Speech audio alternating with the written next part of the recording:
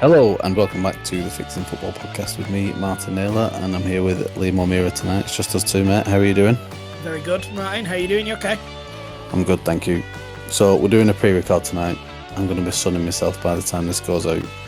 So we're like in the past, aren't we? We're talking to people from the past. Yeah.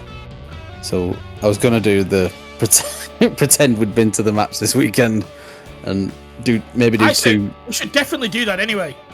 Let's have right. I'm going to say how I think the Bolton game's gone, but you should start by. How do you think Arsenal?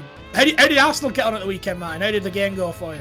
It was a tough 7-0 victory against Aston Villa at Villa Park. Yeah, really tricky fixture, but I think we managed to just get it over the line. Havertz hat-trick, a Jesus hat-trick. Saka got 6 assists. And then David Raya scored from the halfway line. Yeah, saw that actually. I did see that on Twitter. Couldn't turn around for that, actually.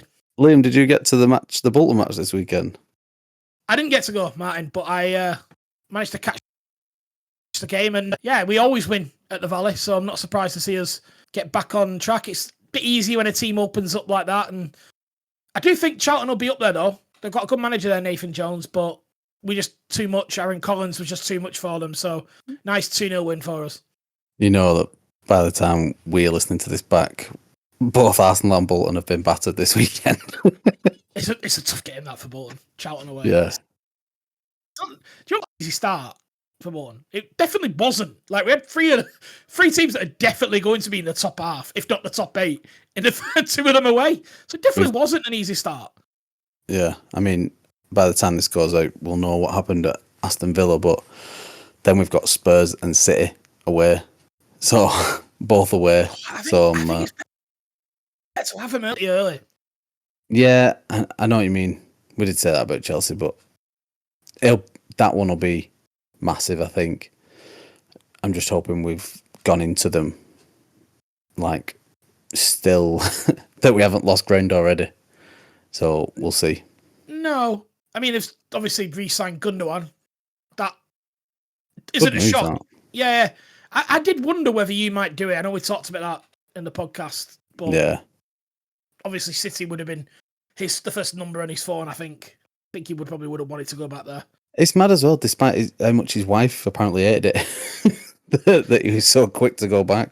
Yeah, well, yeah. I mean, he achieved a lot there. Pep's still there. Maybe at least for one more year. I can see why it's happened. Yeah. Like I said, if Mikel Merino wasn't as close as it was, maybe it may already be done by the time anyone hears this, then we might have been a bit closer to that one. Any other transfers? And it looks like, for us, Nketiah will be at Nottingham Forest.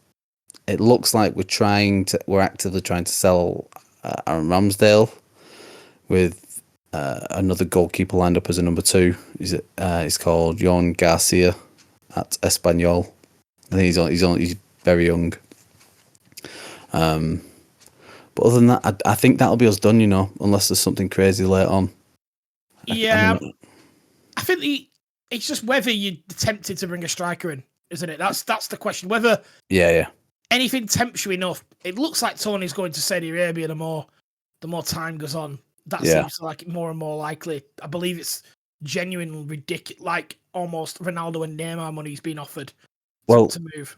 Yeah, that's the rumour that's been going around, is that he has had conversations with a lot of clubs. I don't know how concrete the conversation with Arteta was that's been flying around Twitter. But a lot of journalists are just reporting that whilst the fee is constantly dropping, his wages aren't, and his demands, and he's after $250,000. In fact, I think that was on Ben Foster's podcast. An agent who was close to him. Oh no, who was it? No, if you know what he was, it's Simon Jordan. Jordan is close to someone involved with Ivan Toney, and basically outed him that he wants $250,000. Which, I mean, I get it. I get it from his perspective. Like, it is his big. This could be his big contract. He's not had a glittering long-term career in the Premier League, so a lot. Was he 28? Yeah, exactly. He was at Peterborough. That's where I remember him from, and obviously then he moved to Brentford. But I remember him being at Peterborough for a bit of time. It's not even at Newcastle when he as a youngster and stuff like that. So he's not had this. He's not had this mega contract. So I kind of get it from that perspective, and I don't think he's going to have a long-term England career either. So for me, it kind of makes sense that he's demanding that money. And if he, I know it can seem cynical because he could be able to drop and be Arsenal's number 2, or I think that's going to be the question. No one's going to pay him that to be a second striker. Exactly. But for him, that might not be the best thing for his long-term future. A mega contract elsewhere might well be it at his age. United are usually quite keen on giving out decent wage packets. I'm surprised they're not a bit more closely linked, but I guess we'll see how it evolves towards the end of the window. I think it's the kind of move that terrified United now, because obviously they're trying to build this idea that the head screwed on, adults in the room kind of idea, and I think this kind of move is exactly what they probably would have done before. Maybe 12 months ago they got that contract. So on that basis, they won't do it, I think is fair. Looks like we'll be seeing the end of Raheem Sterling at Chelsea. I mean, I know we spoke about him at length this week, but it's come out that Maresca's pretty much done with him, and all this I think could have been handled a lot better. Oh, it's good. Maresca went nuclear today. I know Scott was enjoying it, wasn't it? This idea of Scott loves this idea of a Chelsea manager against the world, and everyone hates us. But really, what's happening is, for me, they're marginalising quite a lot of players that, for me, some of them have really done well for Chelsea. Like Chilwell I know he's had some injuries, but he's been quite a good signing for Chelsea. And effectively as well, they're driving down the price of them players because they need them off the books, really. And like maybe they could have got a 40 or 35 million pound for Sterling with the right buyer, and now someone's going to be looking to take him off their hands. You know what I mean? I don't think they would have sold him. And I think this is wherein lies the problem. And I think I'm saying if it was all kept out of the media, I mean, what has happened could have still happened. But if it was less public, maybe. But I've read a lot about Man United's strategy on this, and they basically calculated, Ineos, that United's biggest issue in transfers was that we're buying before they sold. So they end up with bloated squads and clubs knowing essentially that they need to get them off the wage bill. And essentially what happens is they take them on loan instead of being able to sell them and running down the contracts and then picking them up cheap. So they've made this calculation, and I think Chelsea have fallen for a similar trap where even if they were to not have any of this Raheem Sterling stuff in the press, I think everyone would pretty much be able to pretty much tell that they need to get players off the wage books. And it's no secret the money that Sterling's on. So I think people would be wise to it anyway. Since we last spoke, is there anything else that's come up? I guess this could be out of date by the time we release it. So let's talk about any remaining aspirations for Bolton in the transfer market for a little few minutes. Is there any positions you think needs covering, or do you just see a couple exits really before anything else happens, maybe deadline day time? Good question. I said about 3 weeks ago every position we needed, and we've essentially done all of them. They addressed them that week. I think someone was listening. Literally in a 24-hour period, they signed a combative midfielder, a first-team right-back, and a forward in McAtee. So literally did all three in a week. But it was obvious. It wasn't. What I was saying wasn't. I think any Bolton fan could have told you that. So there could be some movement because Adebayo has been moved with a couple of moves, as has Nathan Baxter in goal. I don't think Baxter's going anywhere because they were both linked with Plymouth, and I think Baxter will have better options in 12 months' time as a free agent, and I think that suits Bolton. I don't think Bolton are keen to put themselves in a position we don't have a goalkeeper. We have Luke Southwood in as someone competing for the number one position, but I don't think Bolton are in any rush to let Baxter go this summer. They'd rather lose him on a free next year. So unless something drastic happens there, no. Adebayo is a striker. He could go. And I think that then may trigger a loan signing. Is it Lunderloo? And Lunderloo's linked with leaving as well, yeah. They're a little bit bloated in maybe a couple midfielders you could see. So Aaron Morley could leave, I think. Yeah, I think you'd be all right with that, wouldn't you? Yeah, I'm not his biggest fan. I think he needs the move as well. I think he needs to play. He needs to play a lot. Yeah. So I think he could go. I think Bolton would potentially listen to offers for Kyle Dempsey if an offer came along. I think they like Dempsey and they want him in around the squad, but I don't see him starting every week, particularly when Carlos Mendes Gomez comes back.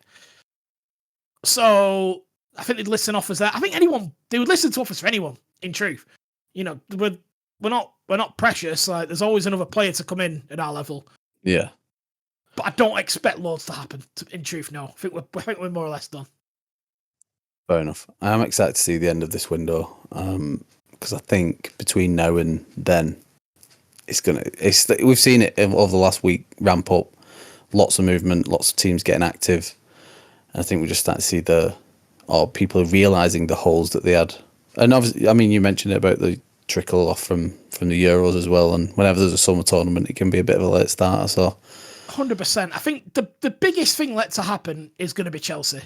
I think with the Lukaku Osimhen dynamic, that's the biggest thing left to happen.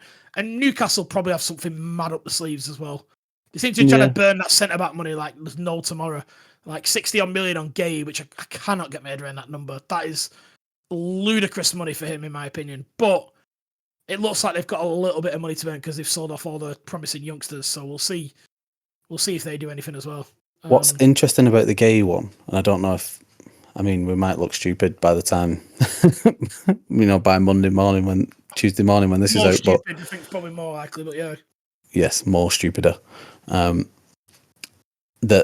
Fulham have agreed with Joaquin Anderson for Crystal Palace. Oh yeah, 30 million or something. Yeah.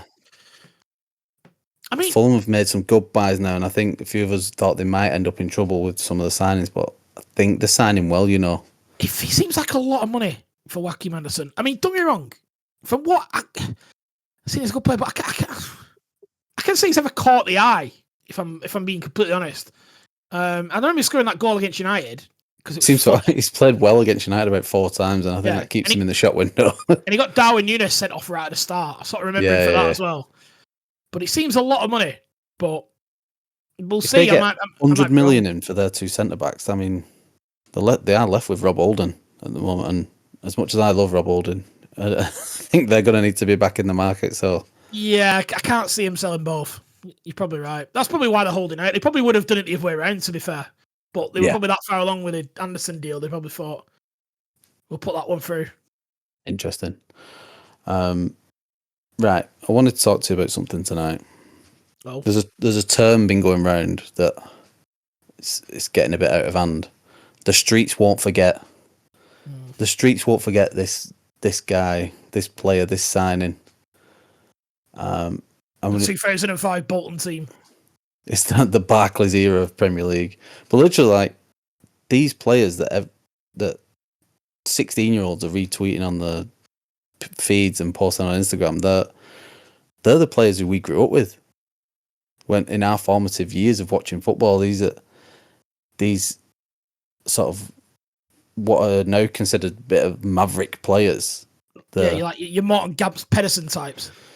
God, I mean, the big 3 of the streets won't forget is, I'd say it's Michu, Morten Gamst Pedersen, and Adel Taarabt. But they were playing in my 20s, Adel Taarabt is not that long ago. Like, I'm sure he was still playing in the Champions League like 4 or 5 years ago, something like that. Yeah, but when they're in the famous words, QPR. Burst onto the scene, yeah. He was on loan from Tottenham, wasn't he, at QPR, and that's where all the Harry Redknapp stories of just give him out the ball. Neil Warnock loves an Adele story, doesn't he? Yeah. Morten Gamst Pedersen as well seems to. Do you know he's still going as well? Yeah, I read that recently. Yeah, he's still playing, isn't he? Must be about 40. Unbelievable player, Morten Gamst Pedersen. He was. So what we need to do, I think, is educate the youth of today on who obviously listening to this podcast as well. Yeah. Yeah, but who they're missing out on as well, because we know we were the streets. We ran these streets. If what, like those types of sort of cult hero sort of players of that era. And I don't Carnu always sticks in my mind as someone that was unbelievably good, but seemed to not necessarily be respected in the way that others at the time were, but was an unbelievable player. Well, we signed him the same year we signed Henry, and we also had a striker called Dennis Bergkamp at the team. So in the 4-4-2 era, you're going to struggle. Like we had a few like that. I mean, we signed Davor Suker after the '98 World Cup. Never got a look in. Francis Jeffers, who was the next big thing, never got a look in. Oh yeah, Jeffers. Sylvain Wiltord. The streets were, well forgot. There's loads of players like that for us. So yeah, we've played this game before. Morten Gans Pedersen was right-footed, and I always remember reading this. It was like in like one of the Shoot magazines or something. Yeah, I know this one. Yeah, we still need to say it, I think, for people who maybe haven't read it. Yeah, his dad made him train that much. He just as a youngster that to be ball-footed, that he just became left-footed. Just sort of was predominantly would obviously take free kicks and corners and penalties, and didn't like a tap in. He'd usually crack one from about 35 yards. I've always thought about this a lot. If that is genuinely true, number one, and number two, like separate from this, if like I was right-footed, but if I lost my right leg, would I then be left-footed, or do I still be right-footed? I've always sort of thought about it, but never like thought to ask. It's probably offensive, but I don't think you would. Well, I don't think it would matter what footed you considered yourself after losing a leg. I think you're in a different. I feel like it would. You not have like because I feel like it would. I feel like your brain wouldn't change. No, you wouldn't. Your brain wouldn't change. No, I guess you'd like if you was. But you might right-handed and you lost your right hand, you would have to write with your left hand. You'd have to work it learn. out. You wouldn't just all of a sudden be like, "Oh, my left hand's sound now." Like you'd have to learn, wouldn't you? Like, but that is a segue. Yeah, so that's Morten Gans Pedersen. Anyway, Bolton are almost the king team of the Streets Won't Forget footballers. Yeah, that's a team of mavericks under Sam Allardyce. Yeah, no one seems to ever forget this. Because anytime you mention you're a Bolton fan, do you remember JJ Kocher? Yeah, I do. I do remember JJ Kocher. Yeah, I remember. Well, this is the thing. There's two things. Everyone loved watching JJ from round our way. Didn't matter what fan of what team you were. I mean, he had a famous great game against Man United that if you type in the clips of Kocher online, he's absolutely running rings around Paul Scholes and Roy Keane in centre midfield. So and that was having a time of his life. That was the thing with it. Just enjoying the game. Yeah. And there's always a clip of him doing the rainbow flick against Arsenal. Oh, was it over Parlour? Was it? I'm sure it's over Parlour and Pires is in there. You know what I hate? You know what I hate about that clip, don't you? It goes out of play. Everyone cuts it out at the out of play bit. I remember it live. Yeah. If I remember, you were 2-0 up, going for the title really late in the season. Yes, yeah. You let us back in it. I think went to 2-2, and then we were really holding the ball up, and I think you were really losing. This was like peak Wenger, Big Sam rivalry, and it was and obviously Big Sam was a massive ally of Sir Alex at that point. They were best mates, so it really got under Wenger's skin, and it was almost like we were doing it for United in Wenger's eyes, which wasn't true. We had our own agendas, but I think it was one of your escaping relegation seasons, weren't it? I think you just managed to stay up one of them seasons. It was a big game for both of us, but I remember like that was where it really started to, because there was a rivalry at that point between both of us, particularly at the Reebok, because it was known then, and I think it simmered from that game. I think that really left the sour taste in Wenger's mouth. I think Kocher came on and he started, but he got his boxer tricks out with that fucking that clip. It goes out of play. The referee, you can see him running off. You can see him running off because it's been out of play. Yeah, referee blows immediately for a goal kick, but no one ever picks up on that. Everyone's just like, "Oh, look at JJ mugging Arsenal off here." Another fact about Kocher. Let's fill the kids in here. But he didn't score as many goals as people would think. In a lot of ways, mine, and I say this quite often when I talk about it with Bolton fans, he wasn't as effective as people think either, particularly after his first season. He put on a bit of weight, which is obviously a bit rich for me to say, but he did. He put on a bit of weight and he became quite a static central midfielder. Whereas in his first season, he was all over the shop. And you can see the difference. Like, you'll see clips of him, like the yellow Bolton trip to his first season. He looks lean, but you'll see him later in that sort of like that Stitch Bolt BWFC home one, and he looks a much bigger lad. And it's essentially, he became a very different player, and he was a lot less effective in my eyes. So JJ is the super common one, but to us, he's not.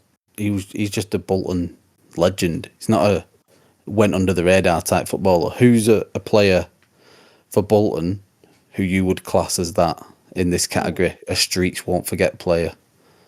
Well, it's obvious for me to say. Go on. No, you go. I was going to say it's an obvious one for me to say, but I think this is what people would consider it is Campo. He's the classic. He was the brand, I think, of that Bolton team then. I think people will nostalgically will look back and remember Okocha because they see those clips, but at the time it was the Campo show a lot of the time. He had that place in the palm of his hand. He was such a character in that team, like the leader of that team, but also he was unbelievably good, which a lot of people didn't give him credit for, and he would unblock teams so quickly with a quick ball through the middle. Especially with the way that Bolton played so direct, it wasn't always over the top. Sometimes it was Campo getting the ball in midfield, shimmying past someone, and then playing a through ball through to one of the wide forwards, and he was just doing it game after game. Yeah. So for me, he was always the linchpin of that team, and it was a lot better than he looked. Yeah, a lot better than people give credit. But he won. He's a Champions League winner at the end of the day. The season before he joined. He was in the match day squad at the final. I think he came on a sub actually. So the Leverkusen final where Zidane scores that. Yes, yeah. Yeah, literally Champions League winner the year before. So we're not talking any kind of mug, but he's always the one. I could list off, but like Nakata, Hierro, Djorkaeff. You could go all day. Anelka. You could go all day with these types of players, but I want to move it away from just Bolton because we could just do that all the time and maybe find some other ones that are a little bit more obscure, I think. I'll give you some Arsenal ones who I liked. Or, I don't know, maybe who I wanted to do better than what they did. Like Giovanni Van Bronckhorst. I was so excited when we signed him. You'll be hard pressed to find a decent quality clip of his goal that he scored. He's only one goal. Martin, he got in. Martin. Your inverted commas, your streets won't forget player is Arshavin. It's obviously Arshavin. Oh yeah, no, I was getting to it. Yeah. I was just working through the players who I liked who didn't really fulfill the potential. The ones that they've forgotten. Start with the ones that they've forgotten first. It is that, yeah. Baptista. I was desperate for him to sign the year before he did. And then he went to Real Madrid and then came on loan. Remembered for his 4 goals at Anfield. And his trial at Bolton Wanderers a few years later. Just rocked up at Bolton. I walked past him that day. That was when I was working there. And then looked, I was like, is that Julio Baptista? And then looked on his Instagram and he'd posted a picture of himself in the club hotel. Oh, yeah. The club streamed his friendly that he played in, because there's so much interest in it. He played in a friendly for the elite development squad, whatever the teams call their own academies, but they call the other ones the under 21s. And he was miles off it, but it was a nice dream while it happened. Yeah. Who else? I think people overlook Reyes, but he was quite successful at the time. I just think all the drama around his leaving was, that ties in nicely with Baptista really, because it was a loan swap it became in the end. Oh yeah, of course, I forgot about that. Yeah, it was. He wasn't Pires, was he, Reyes? I think that he struggled with that. I think and he was an inside forward before it was a position in England. Yeah. Because we played him out left like almost like an Overmars replacement, Yeah, exactly. You were still playing 4-4-2 if I remember rightly. Yeah. And you either played him up front or either right midfield or left midfield. It was that's just not what his position was. The football wasn't ready for him yet, in a way. Yeah, but I think you are right. Our ultimate Streets Won't Forget football is Arshavin. Just fantastic to watch. So annoying. You could not I mean, you wouldn't have experienced this because you were probably one of the ones who were telling me he was shit. But as an Arsenal fan, trying to convince people that he was actually good, it was just because he was so fun to watch. Oh no, I loved him. I loved that shoe when you were. You've had plenty of shit players. He wasn't one of them.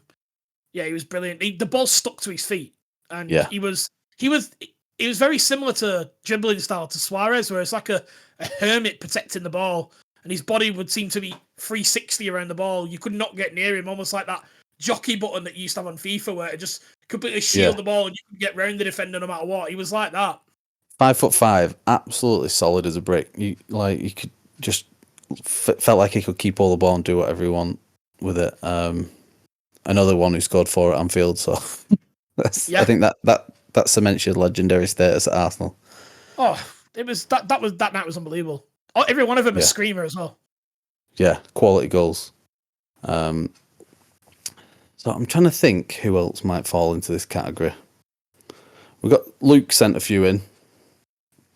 If you any of the who don't sort of fit the common knowledge narrative. Yes or no? Should we go yes or no? Yeah.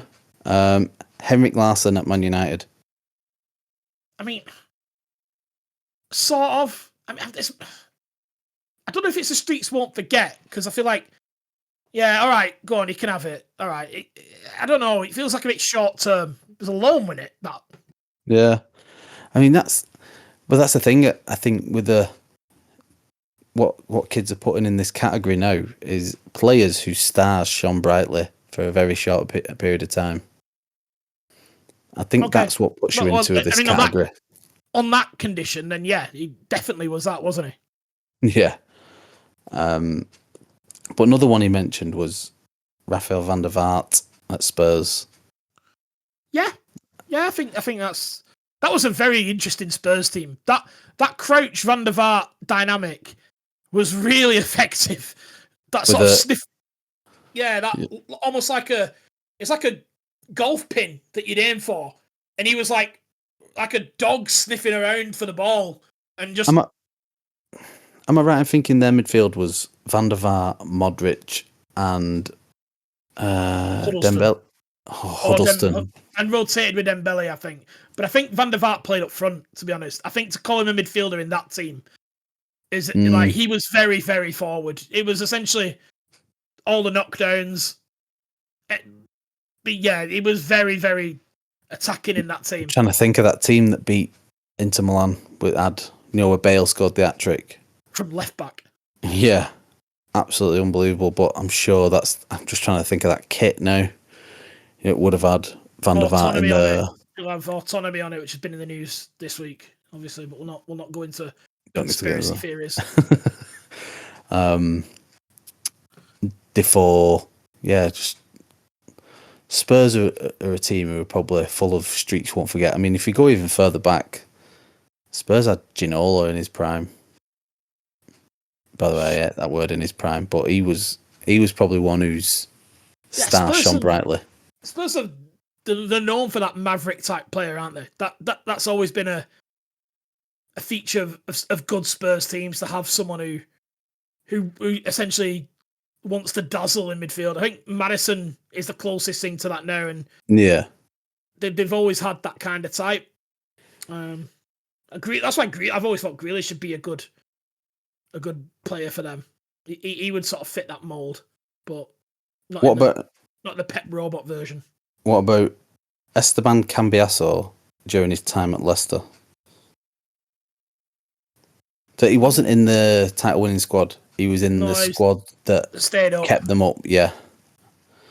And then he'd gone. No, because if I look at that position with that type of signing, that type of player, I look at Two Guy at Blackburn, yeah, Cambiaso at Leicester, and Two Guy is to use the terms that we're using, streets ahead, in my view, in terms of icon status than Cambiasso. So no, he's not having that one. You know, when I hear two guy, it always makes me think of another player who falls into this category for me, and that's Patrick Berger. Okay. Patrick Berger was my dad. My dad used to just call it, if ever like Portsmouth or who did he play for? Play for Liverpool, didn't he? Liverpool, Portsmouth. Bounce to end a bit after that. Rangers. He got to Rangers. Possibly, yeah. Yeah. You just see that Beef Burger playing. He's Beef Burger playing because he just used to fucking twat it, did he? Left foot, wasn't he? Just big left foot. Absolute thunder bastard. Every goal. Yeah, I remember. Yeah, Berger. He's one who falls into this category for me. And then Scott sent a few. These will be shit. Streets won't forget signings. So these are signings that were so left field. Definitely a Maverick player. Probably didn't do anything that they said they were going to do. But it's like out there signings, like ones that he remembers. So this is like completely different genre, but we'll it is, yeah. Sort of falls into this category and we're killing time. Yeah, killing time. Go on. Bolton gets a mention. What about Mario Jardel? Tell the world a little bit about Mario Jardel. Anyone who's not played Championship Manager. Where do I start? I'll tell you where to start. If you don't know anything about Mario Jardel, look at his Wikipedia page and look at that goal record. Because you're talking better than Haaland levels of goals. And he went off the rails at Porto and found himself at Sam Allardyce's Bolton. Quite overweight, with Sam Allardyce committed to putting him on the Atkins diet and get him in shape. And whilst that did start to happen, unfortunately, something just wasn't quite right with Jardel, and he went AWOL after about 3 months. He scored 2 away at Liverpool in the Cup, in our Carling Cup final run. Right, yeah, he did, yeah. Yeah, where we beat Liverpool at Anfield that year on the run. A lot of Anfield bashing in this one. Yeah, fuck you, Liverpool. And yeah, he went missing, and it all ended sourly. When you say a bit overweight, he was fucking massive, wasn't he? Well, just Google it. It's easier to see it. He looks like classic sort of pisshead weight. I'd say, with like, like proper pot belly, pigeon chest. Like, he looks like he enjoys a drink. You'd have thought his goal record was some Sunday League thing because it was unbelievable, and that's exactly what it looked like. But Champions League, prolific Champions League level score. You're talking really. I'd say about 18 months when he signed for Bolton. Probably the most prolific striker in Europe. Yeah, and that's not an exaggeration. No, that's spot on. He was up there with like Romario and people like that for his goals per game, and ridiculous record. He's been kept at the Brazil team by Romario and Ronaldo Nazário. That they were the people keeping him out of the Brazil team. Yeah. I think he won the UEFA Cup with Porto against Celtic. I think he might have been in that team. I might be stretching there. But unbelievable talent. But yeah. Few others. Do you remember? Of course you will, but Middlesbrough's Juninho. Unbelievable player. Fantastic player. And I don't really know how that relationship sort of bore fruit so much, because to sign that player in that part of the world is unbelievable. And this is a Juninho that was playing in, I think he played in the 98 and the 2002 World Cup, starting for Brazil. He was in them squads, yeah. Yeah, unbelievably gifted footballer. To me, he was like Middlesbrough's Matt Letizia. He was there for what felt like ages when we were growing up. He wasn't like... I think he went to Lazio for a bit off the top, and that again, it's completely off the top of my head. If you've sat there with a phone and Googling it, and you're thinking Liam doesn't know what he's talking about, fair enough. But I think he had a spell in Italy. I think it's Lazio. I might be wrong, but into Atletico Madrid. So completely wrong country. So that's fair enough. So yeah, unbelievable player, unbelievable. The streets haven't forgotten Scott. Fair enough. What Not about really Ricardo Quaresma at Chelsea? Yeah, streets forgot about that one. The streets need to forget about that one. I think it's only Scott who's still holding up some hope that Ricardo Quaresma would do something. He was one who, so at the time of Man United buying Cristiano Ronaldo, I'm sure Quaresma loves this comparison that he gets every single time. Yeah, 1,000%. He was the other winger who went to Barcelona, and it just did not work. A more fancied one, wasn't he, Quaresma, at that point? He was the one that Sporting felt was going to go all the way. And he, to be fair to him, he's had a very good career, Quaresma. But yeah, he's only just retired as well. I think he's not been retired long. There's something about these Portuguese lads who play forever.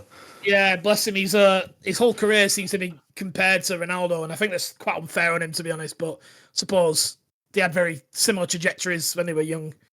Yeah, he's like, you can understand why Scott got his hopes up when Chelsea bought him, but he just goes into a category of, I mean, you could list a whole bunch of like big name flops who Chelsea bought around this time. I was going to say, I feel like he'd already kind of like, by that point, but even when he went to Chelsea, I felt like his stock was on the decline by that point, Quaresma. I felt like he wasn't necessarily the world talent that people thought he was going to be. I mean, still, obviously, I don't want to do him injustice. He's a very, very good player who's won a lot of trophies. But I felt like he went on. Did he go on loan to Chelsea? Am I right? Yeah. Well, this is the thing with Quaresma. He just kept randomly popping back into the Portuguese national team, and you're like, what is he doing now? And you'd see he was like, he was another stint at Besiktas, or he was out in Saudi or Qatar or China or God knows where, plying his trade, playing well and getting back into the Portuguese national side over players like Nani and, maybe a bit younger in the setup, but obviously proving his worth. Nani's probably a United one, isn't he? Speaking of Nani. Yeah, but again, I don't know, was he there too long? Don't forget when you talk about the biggest club at the time, innit? It doesn't really... It doesn't really apply. I think Larson is pushing it. Maybe Berbatov pushing it a little bit as well, but I don't think you can really say that about them. Is it Scott? Give us any others. Edgar Davids at Crystal Palace. I must admit this one. I remember him going there. He didn't do anything. And he went to Barnet, didn't he? Doing that weird player manager stint. Yeah. I don't think. Yeah. Davids to Tottenham, maybe I would have, but I just still think it wasn't. That was still a much older Davids. It wasn't a Davids that was sort of fabled maybe 5 years earlier, I think. Yeah. But I think he did well at Spurs. Like, did okay. He's so combative. Like, you don't see midfielders like that anymore. Even then, in his like early 30s, he was sort of really throwing himself around the place. Remember, I think he did a soccer raid, and I think they had to tell him to stop coming to them because he was still at it into his 40s, just running through Ollie Murs in midfield and stuff like that. He was a pit bull. He was awful. Like, he would proper good midfielder, especially in a midfield three, the kind of midfielder you want. Yeah, he never gave that impression because he was front and center of all the Nike campaigns that we grew up with. Cool, wasn't he? But he gave the impression that he was this tricky Ronaldinho-esque winger, and he wasn't at all. He was just this absolute bastard in centre midfield. It was like Nainggolan with sunglasses on. Yeah. He's a good player, actually. Nainggolan. Loved that. He was good. Yeah, he was at. Phil, let me know. Where was he at for ages? Roma. Yes, Roma. He went back to Udinese. I think his wife was sick or something like that. It was for a family reason. I don't want to. He had misspeak. Yeah. Yeah, he had the unbelievable ability of those sort of tackle self passes where he would get ahead of the man and sort of backheel the tackle past him and pick it up on the other side. Like, really unbelievable sort of skill in sort of turning possession over. He's probably, again, another player ahead of his time because that now, You know, can you imagine a manager like Pep or Klopp with that kind of skill, turning the possession over like that now? Yeah. You wouldn't have to do as many tactical fouls. You know what? I'm hoping, bringing it back to modern day, but he's a lot like what Mourinho, and I've only seen clips of Mourinho, but he's a lot like what Mourinho looks like, who Arsenal are going to buy. So I'm hopeful that we have this combative, dynamic sort of player who can do a bit of everything in there. That's what it looks like. I haven't got many more, you know. I'm trying to think of maybe underrated players who flew under the radar a little bit. There's a few that always come to mind for me, like Christophe Dugarry, Birmingham. Yeah, he does fall into this category because he was just so great, and yeah, again, I get a bit of a cult hero for them. Probably one who you think, if you think to Dugarry, a World Cup winner, you probably think he scored 25 goals or something for Birmingham, and he probably scored about 12. Well, they were hovering around. It was a good. Others that fall in around that. Yakubu. Oh yeah, Yakubu and Lualua for Portsmouth. Lualua, yeah. Obafemi Martins. Anyone in that Portsmouth team. The Portsmouth team were like the next Bolton, really, in terms of signing random mavericks and like the it was a time for African players as well, though, wasn't it? Sort of the late 2000s. Big boom in African players started coming into Europe at that point. Yeah, particularly in the Premier League. Papa Cisse is another one that springs to mind. I know you said African players, but I was going to say Pedro Mendes, and I didn't want to get in confused. I didn't want anyone to think he was a Cameroonian called Pedro Mendes. Yeah, Pedro Mendes, one who sort of falls into this category. Who else? Any goalkeepers who could fall into this category? Anthony Amy. He's not finished. He's 28. Yeah, 100% Anthony Amy definitely does. Who else? So goalkeepers. I think Shea Given gets overlooked a lot as a quality goalkeeper, but he was so consistent for Newcastle. It's not obscure either. I feel like there has to be an element of obscurity with this. I'm not that Anthony Amy's that obscure, but Shea Given just pops up every now and all the time, doesn't he? Is Nigel Martin obscure enough for you? Yeah, brilliant goalkeeper. Really good. I mean, it's only because of how good David Seaman was, and the fact that probably David Seaman was at Arsenal and Nigel Martin wasn't. The fact that he wasn't playing for England. Nigel Martin would be England's number one now. Yeah. If he was playing now, so would Tim Flowers probably. To be fair. Let's have a think. So this Streets Won't Forget trend. One more goalkeeper, and then we might wrap it up, I reckon. But Ali Al Absi? Nah. He's also pretty shit. Well, there you go. I mean, they've got to have some sort of. Sorry if you're listening, Ali. Mr. Habsy. Let's have a think. I don't know. Come on, you think goalkeepers dead is a crime. I think we're getting to the bottom of the barrel. Yeah. Jens Lehmann doesn't come into this category. It definitely falls into the Maverick category. Premier League winners. I struggle with Premier League winner falling into this category. Or maybe some players are like the Leicester team could maybe, like Ajoa maybe. Yeah. Ajoa would be in that category for sure. Leicester Mahrez probably is, but then he went to City and kind of ruined it. Do you know players who could fill out this category is the early years of City's rise. So players like when Alano came in and Bianchi. Giovanni. There's quite a few of these. Yeah, like right before Robinho turned up, City were on a bit. So for the kids who have only just started supporting City, even when you got taken over, before you got taken over, and there was a... Oh, yeah, the tie, wasn't it? Taksin Shinawatra. It was, yeah. It was well done with that name. It's all right. Hired Sven, didn't it? Sven was the manager of the team. Is that Sven after Kevin Keegan was there? Yeah. When Shinawatra come in, they put Sven in charge. And then I think then Sven left, and then it was Mark Hughes. And they kept Mark Hughes for a bit when the Abu Dhabi group bought them. And then after a bit, they got Mancini in. I think. again, sorry, City fans. I know you're very touchy if people make mistakes about your club, and we have made quite a few in the past. Not as many as 115, but we've made a few. Yet to be seen if we'll class them as mistakes. But yeah, them early City signings. Was Martin Petrov one? Was Petrov come from City to Bolton? Yeah, Company was as well. Company, yeah. So they were before. Yeah, both of them were. And it wasn't a signing, but he was there. Stephen Ireland. Oh yeah. He was there then. I feel sorry for players like him who fell off. Like Michael Johnson was one as well who came through at the same time as him and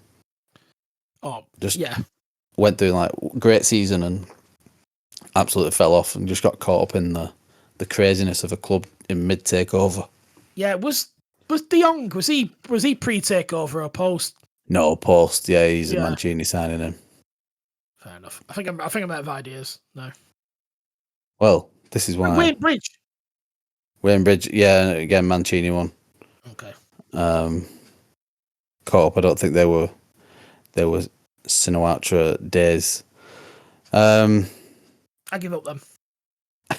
Company definitely was though. Company definitely was one of them. Right. What I'm going to do is run through a list that's been put together online of the top Streets Won't Forget players, and we'll run through this list dead quick. You can give a little opinion if you want. But these are what people are now considering Streets Won't Forget, and anyone who's in the mid-30s listening, thinking, "Oh yeah, he was all right." And yeah, we all grew up together with these players, and now kids are looking at them like the way we look at videos of Van Basten and players of days gone by when we were young. Rory Delap, famous for what, Liam? Long throw-ins. Heidegger Johnson is on this list. Wow, that's a Barcelona, Chelsea, Bolton, but he's not really a street. Okay, maybe they have forgotten. Class though, super, like so underrated. Oh god, he was brilliant. He was starting every week for a strong Barcelona. Rijkaard's Barcelona, and Mourinho's Chelsea. Yeah, every week. Brilliant player. Alvaro Negredo. He's one of the random City ones. Nah. I'm just not having that. I think they only had him a year, didn't they? We've mentioned a couple of the next ones. Papa Bouba Diop, who... Yeah. Rest in peace. Rest in peace. Brilliant player for Portsmouth. Really good player, actually. Probably the driver of that really good Portsmouth team, actually, in midfield. Yeah. Spencer was at Fulham as well, wasn't he? Another one who falls into the early City days category, along with Alano, was Giovanni, who came through.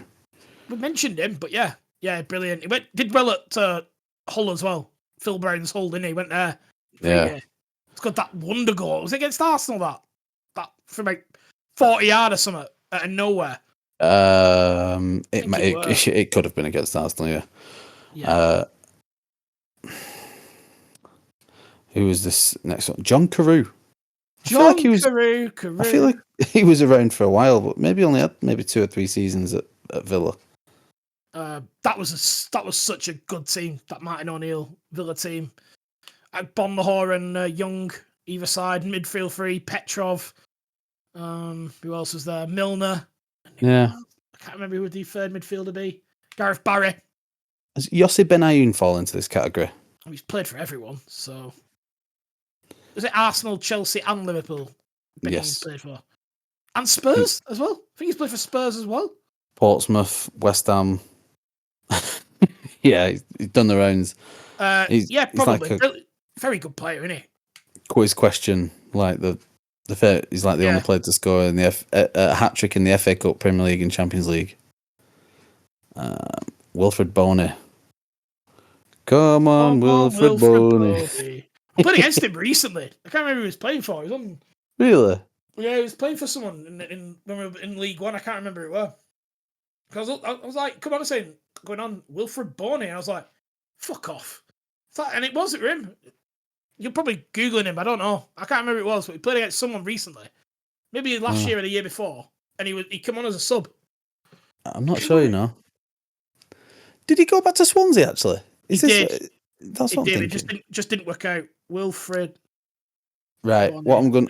Googling doesn't sound good, does it? So no.